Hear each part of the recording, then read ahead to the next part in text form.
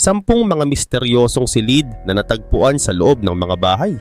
Nakakagulat isipin na sa loob ng ating mga tahanan ay maaaring may mga nakatagong silid na hindi natin alam. Maraming tao ang nakadiskubre ng mga lihim na kwarto sa kanilang mga bahay, mga espasyong puno ng misteryo at kasaysayan. Ang mga natuklasang ito ay nagdudulot ng kakaibang karanasan at pagtataka sa mga tao. Ano kaya ang kanilang natuklasan? Kung kaya't sa video na ito ay tutuklasin din natin ang mga lihim na silid na natuklasan ng mga tao sa loob ng kanilang bahay. Pero bago tayo magsimula ay baka pwedeng paki-like at subscribe ng video na ito. Malaking tulong at bagay na ito sa aming mga content creators. Maraming salamat po. Kaya naman simulan na natin. Number 1, E.W. Marland Mansion, Ponca City, Oklahoma, USA. Ang E.W. Marland Mansion ay isang malaking bahay sa Ponca City, Oklahoma, USA. Ito ay itinayo ni Ernest Whitworth Marland, isang mayamang negosyante sa industriya ng langis at dating governor ng Oklahoma. Dahil sa laki at ganda nito ay tinatawag din itong Palace on the Prairie. Isa rin itong sikat na atraksyon dahil sa mga lihim na silid na natuklasan sa loob. Nagsimula ang pagtatayo ng Marland Mansion noong 1925 at natapos ito noong 1928. Ang arkitektong si John Duncan Forsyth ang nagdisenyo nito at kumuha siya ng inspirasyon mula sa mga lumang palasyo sa Italy.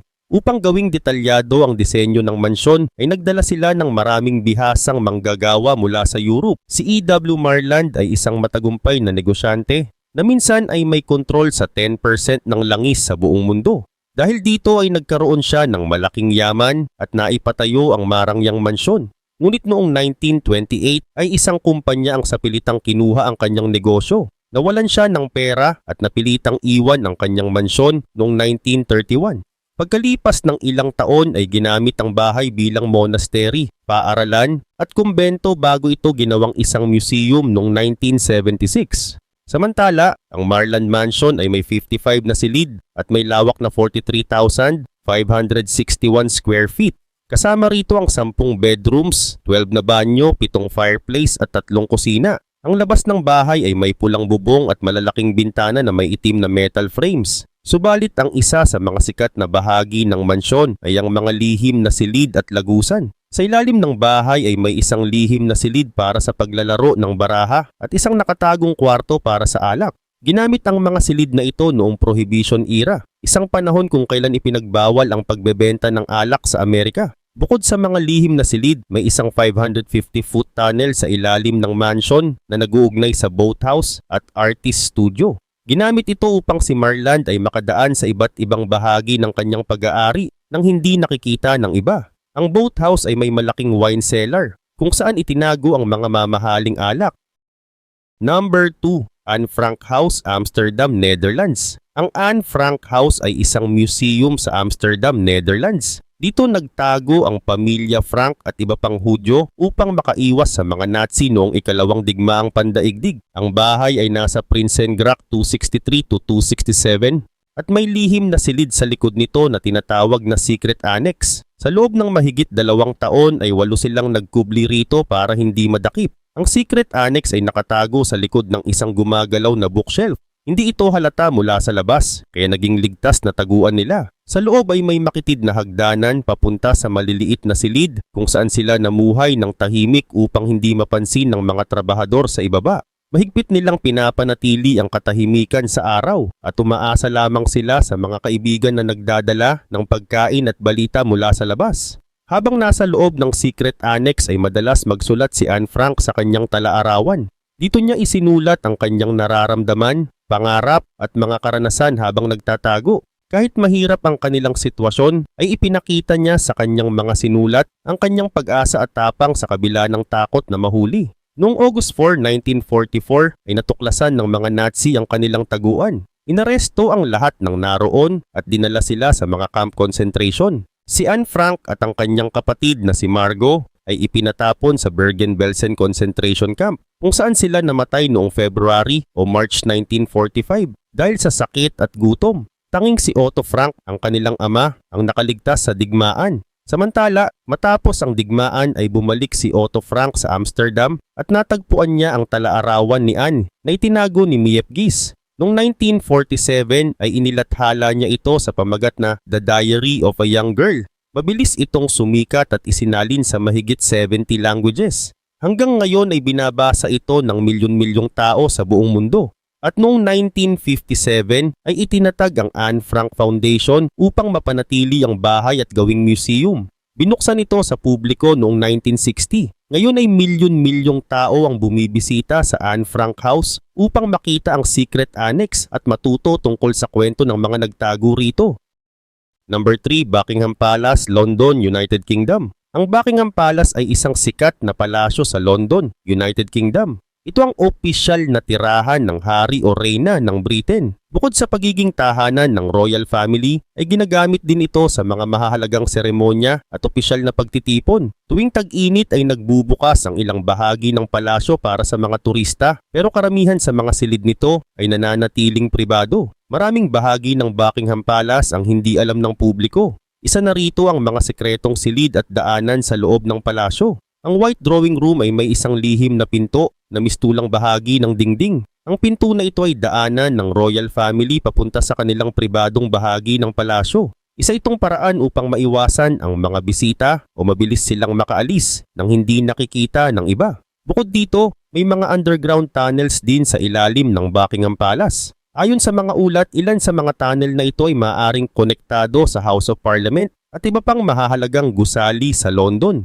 Naniniwala ang iba na ang mga daanang ito ay ginagamit bilang escape route o proteksyon ng monarch sa panahon ng kaguluhan. Hindi ito bukas sa publiko, kaya nananatili itong isang misteryo. Karagdagan pa, ang Buckingham Palace ay may kabuuang 775 na silid.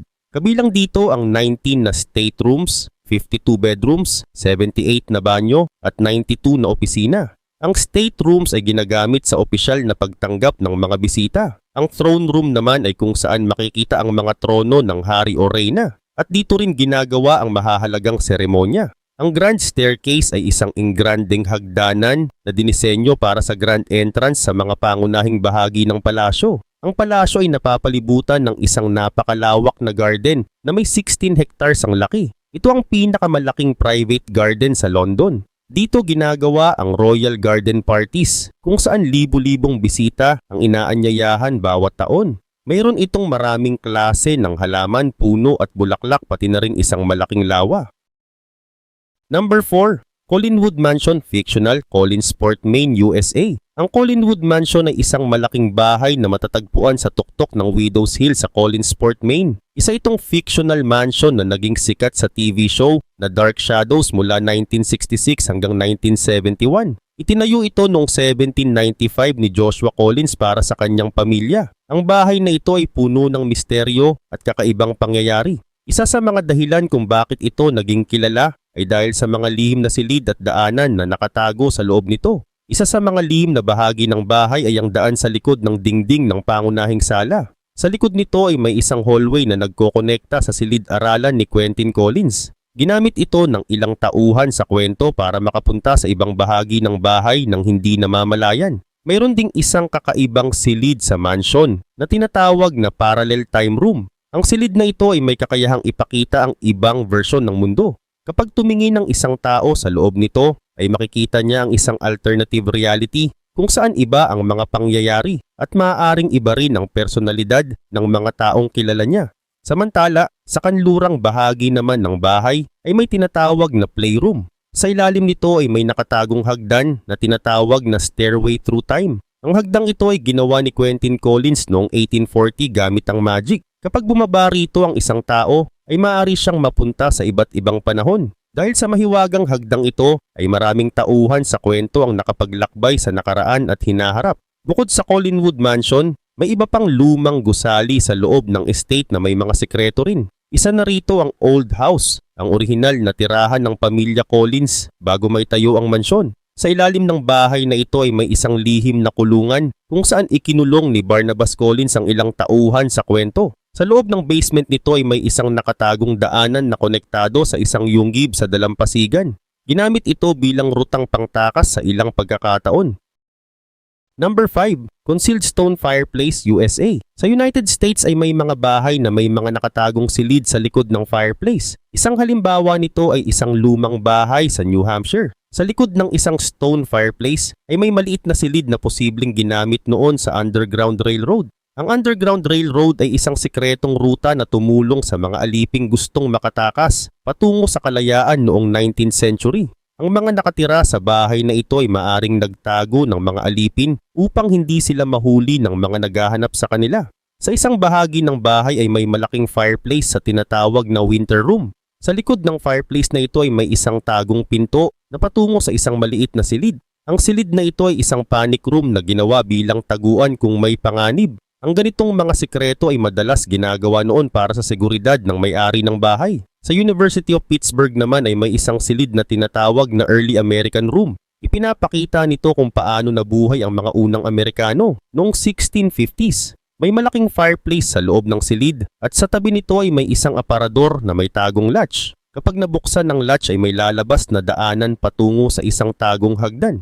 Ginagamit ang ganitong mga sikreto noon upang maitago ang mahahalagang bagay o para sa seguridad ng mga nakatira sa bahay. Hindi lang sa mga lumang bahay matatagpuan ang mga nakatagong silid sa likod ng fireplace. Ngayon ay may mga kumpanya tulad ng Creative Home Engineering na gumagawa ng mga espesyal na pintuan. Isa sa mga ginagawa nila ay isang fireplace na umiikot upang magbukas ng sikreto at private rooms. Maraming mayayaman ang nagpapagawa nito sa kanilang bahay para sa seguridad o kaya naman para lang maging kakaiba ang kanilang tahanan. Gayun din, may isang kwento mula sa isang tao na bumili ng lumang bahay na itinayo noong 1880s. Natuklasan niya na may isang fireplace na itinago sa likod ng pader na natakpan ng plaster. Nang sinimulan niyang ayusin ang bahay, ay nakita niya ang tagong fireplace. Marami ng ganitong kwento kung saan may-ari ng bahay ang nakakahanap ng mga parte ng bahay nila na hindi nila alam noong una. Number 6. Secret Room Behind a Mirror, Melbourne, Australia. Sa Melbourne, Australia ay may isang sikretong silid na matatagpuan sa likod ng isang malaking salamin. Ang lugar na ito ay tinatawag na Mill Place Merchants, isang espesyal na bar na may kakaibang pasukan. Sa unang tingin ay mukhang isang lumang dressing room na may mga mannequin, tela at antique sewing machine. Pero kung titignan mong mabuti, ang malaking salamin dito ay isang lihim na pinto na magdadala sa iyo sa isang kakaibang mundo.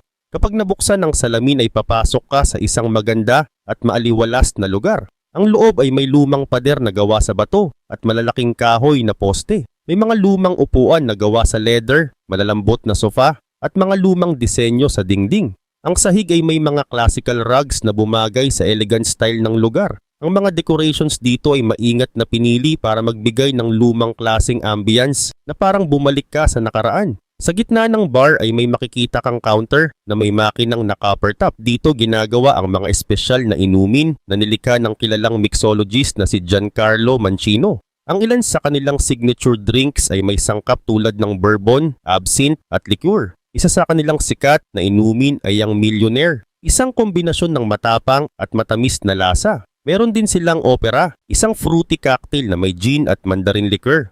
Bukod sa mga inumin, may masasarap ding pagkain dito. Ang menu ay ginawa ni Chef Deepak Mishra at nag-aalok ito ng mga menu tulad ng deviled eggs, steak and ale pies, Jamon croquettes at cheese boards. Ang mga pagkain ito ay bagay sa kanilang inumin at nagpapasarap sa karanasan ng mga bisita.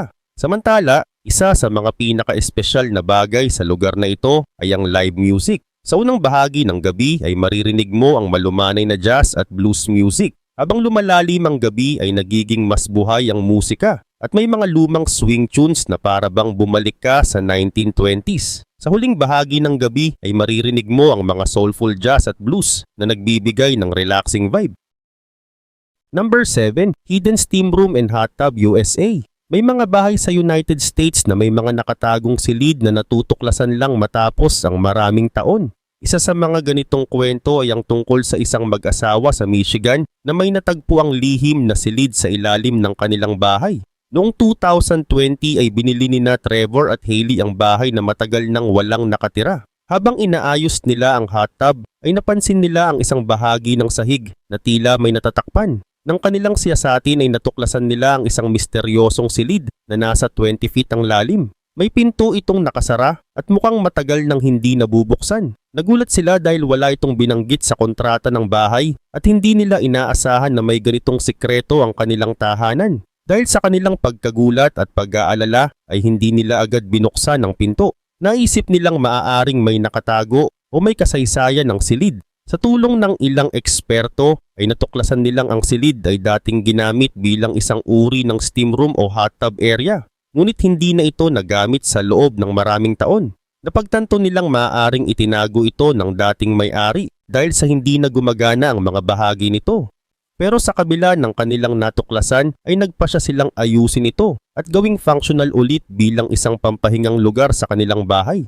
Kaugnay pa nito, sa isa pang kwento mula sa Wisconsin ay isang pamilya ang nakatuklas din ng lumang hot tub na matagal nang itinago sa kanilang basement. Habang nire-renovate nila ang isang lumang opisina sa kanilang bahay, ay napansin nilang may kakaibang tunog ang sahig kapag tinatapakan. Nang kanilang siyasatin ay natuklasan nila ang isang lumang hot tub na natatakpan ng mga kahoy na panel. Halatang hindi na ito nagamit sa loob ng maraming taon dahil marumi ito at puno ng alikabok. Dahil gusto nilang magamit ito ay sinimulan nilang linisin at ayusin ang buong lugar. Pininturahan nila ulit ang dingding, inayos ang sahig at pinalitan ang mga sirang bahagi ng hot tub. Matapos ang ilang linggo ng pag-aayos ay naging maayos ulit ang hot tub at ginamit nila ito bilang pampahinga at pamparelax. Number 8. Hidden World War II Air Raid Shelter, Southwick, England. Noong November 2024 ay isang pamilya sa Southwick, England ang nakatuklas ng isang lumang air raid shelter sa kanilang bakuran. Sina Catherine at Liam Milburn kasama ang kanilang dalawang anak ay matagal nang nakatira sa bahay na iyon. Isang araw habang naghuhukay sila sa kanilang hardin ay may napansin silang kakaiba sa ilalim ng lupa. Habang patuloy nilang hinuhukay ang lupa ay nakita nila ang isang malaking tipak ng konkrit. Napansin din nila ang ilang iron rod at yero na may kurbada. Nagtaka sila kung ano yon kaya pinagpatuloy nila ang paghuhukay. Nang lumalim pa ang kanilang paghuhukay ay may nakita silang hagdan pababa. Napansin din nilang may tubig sa loob ng istruktura. Dahil dito ay naisip nila na ito ay isang lumang Anderson shelter na itinayo noong ikalawang digmaang pandaigdig. Ang Anderson shelters ay ginawa noong 1938 upang protektahan ang mga tao mula sa pagbomba ng German Luftwaffe. Ang mga ito ay gawa sa makakapal na yero at inililibing sa ilalim ng lupa upang maging mas matibay laban sa pagsabog. Kayang maglaman ng 6 na tao at makatiis sa pagsabog ng bomba na bumagsak ilang talampakan ng layo. Noong panahon ng digmaan ay mahigit 3.6 milyong Anderson shelters ang ipinamigay sa mga pamilya sa Britain. Ngunit sa paglipas ng panahon ay marami na ang nawala o natabunan. Dahil sa kanilang natuklasan ay naisip ng pamilya Milburn na alisin ang tubig sa loob at lagyan ito ng ilaw. Plano rin nilang ipakita ito sa kanilang mga anak at sa ibang bata sa paaralan. Sa ganitong paraan ay mas mauunawaan ng mga bata kung paano naghanap ng proteksyon ang mga tao noon sa panahon ng digmaan. Bihira na ngayon ang makakita ng ganitong klaseng shelter. Karamihan sa mga ito ay natabunan na o ginawang imbakan ng mga lumang gamit. Ang pagkakatuklas ng shelter na ito ay isang paalala ng hirap na dinanas ng mga tao noon at kung paano sila naghanda para sa panganib. Ang pagpapanatili ng shelter ay mahalaga upang mapanatili ang alaala ng nakaraan at maipasa ang mga aral sa susunod na henerasyon.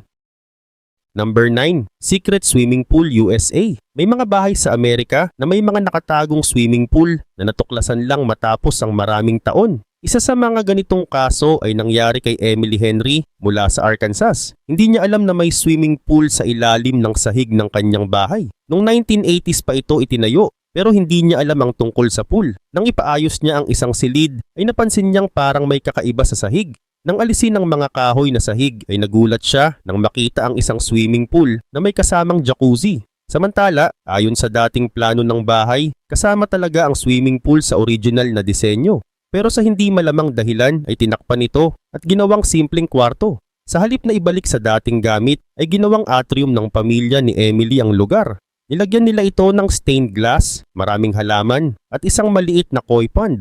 Naging maganda at peaceful space din ito sa kanilang tahanan. Dagdag pa rito sa Steamboat Springs, Colorado naman, ay may isa pang bahay na may nakatagong swimming pool. Dati itong isang Italian restaurant noong 1970s. Ngunit nang i-renovate ang gusali, ay natuklasan ng mga gumagawa na may lumang kahon ng pizza sa loob ng dingding. Pero ang mas nakakagulat ay ang natagpuang swimming pool na matagal nang natakpan. Hindi rin ito nagamit sa loob ng maraming dekada. Sa Baltimore, Maryland naman ay may isang 3 palapag na bahay na may indoor diving pool. Napakalaki nito at mukhang ginawa para sa pagsasanay ng divers. Pero sa hindi maintindihang dahilan ay iniwan ito at hindi na ginamit. At nang matuklasan ito ng bagong may-ari ng bahay ay naging usap-usapan ito sa kanilang lugar. Number 10. Hidden Underground City, Midyat, Turkey. Noong 2020 ay may natuklasang malaking lungsod sa ilalim ng lupa sa Midyat na isang bayan sa Mardin Province, Turkey. Hindi ito sinasadyang madiskubre habang inaayos ang mga lumang kalye at bahay. Natagpuan ng mga manggagawa ang isang kuweba na may lagusan papunta sa mas malawak na lugar sa ilalim ng lupa. Tinawag din itong Matiete na ang ibig sabihin ay lungsod ng mga kuweba sa lumang Assyrian. Sa ngayon ay mahigit 49 na silid na ang nahuhukay. Kasama rito ang mga lugar sambahan, imbakan ng pagkain, balon ng tubig at mahahabang hallway.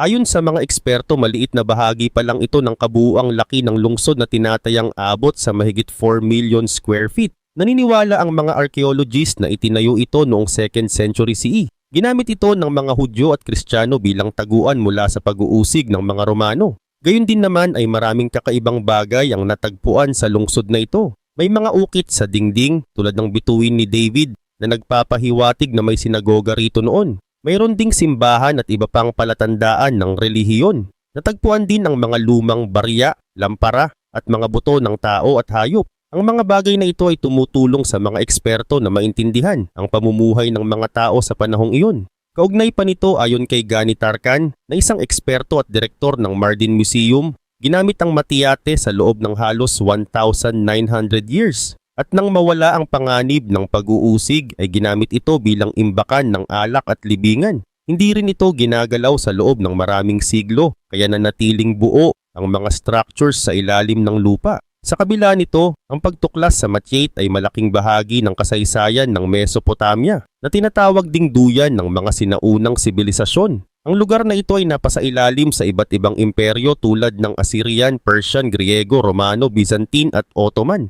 At hanggang ngayon ay patuloy pa rin ang paghuhukay at pag-aaral upang mas malaman pa ang kwento ng lungsod na ito at ng mga taong nanirahan dito noon.